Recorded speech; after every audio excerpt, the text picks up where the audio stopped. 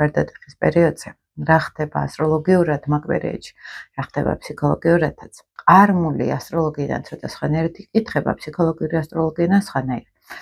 ეხლა რა არის საქმეშუალო გარდატეხის პერიოდი დაახლოებით იწყება უკვე აქტიურ ფაზაში 14-16 წლის შუალედში. დაახლოებით მაგ პერიოდში გვაქვს სატურნის ოპოზიციური პერიოდი, ყველაზე მნიშვნელოვანი პერიოდი.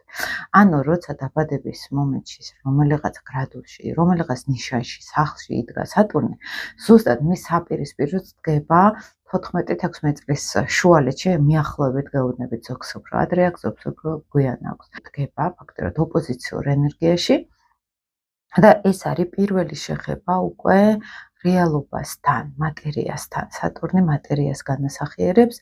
ეს არის სიცივე, სიმკაცრე რეალობა უხეში, რომელსაც არ ვალამაზებთ. რამდენად ჩვენი ფსიქიკა მზად არის გაუძლოს ცხოვრების სირთულეებს. როდესაც ოპოზიციური პერიოდი ირთვება, ამ პერიოდში რეალობას ეჯახება ბავშვი, თინეიჯერი მოდი ესე ვთქვათ, რეალობას ეჯახება, რომ უკვე ნენელად ამ პროტესტს ვიწყებთ, რომ უნდა სადღაც მშობლების ავტორიტეტი ჩამოვშალოთ. ეგოს თემები მოდის, რომ მე თურმე სხვანაირად მინდა, ვიდრე მშობლები ამას მეუბნებოდნენ.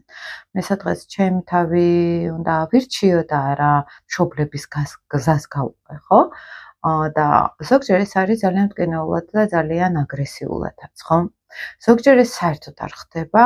და მე ვნახულობთ ხოლმე კაცი, რომელიც ბავშვია, ინფანტილურია, იმიტომ რომ ფსიქოლოგიურად მისი ასაკი ბევრად უფრო წარსულშია ჩარჩენილი, ვიდრე ესეთი ფიზიოლოგიური ასაკი აქვს მაგალითად, ან ქალიც, რომელიც დედიკოს უჯერებს 50 წლის ასაკშიც, 40 წლის ასაკშიც და აი დედის სიტყვა კანონია. ეს თემა ნიშნავს, რომ დედასთან სეპარაცია არ მომხდარა და აჯანყების პროცესი არ მომხდარა.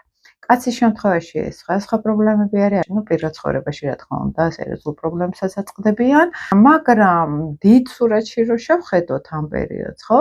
ეს არის ის გზა გასაყარი, ჩვენ ან უნდა გავიზარდოთ პირველი შეხება სატურნის გაზრდასთან, ან ძალიან დიდი ხნით ჩავრჩებით მშობლების ოჯახში ფსიქოლოგიურად.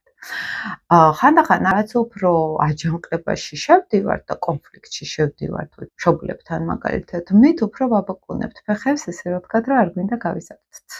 არ გვინდა რეალობის მიღება, რომ ეხლა მე უკვე მომიწევს, მოვერგო რეალობას, მე ჩემ თავზე უნდა ავიღო ნენელა პასუხისგებლობა, რომ მოვემზადო ზრდასრული ცხოვრებისთვის. ანუ მთელი ენერგია კი არ დავხარჯო ბრძოლაში ოჯახთან, არამედ დავხარჯო იმაზე, რომ აი გავერგო მე რა მინდა, რომ ნენელა მომავალი ავიწყო ამის მიხედვით.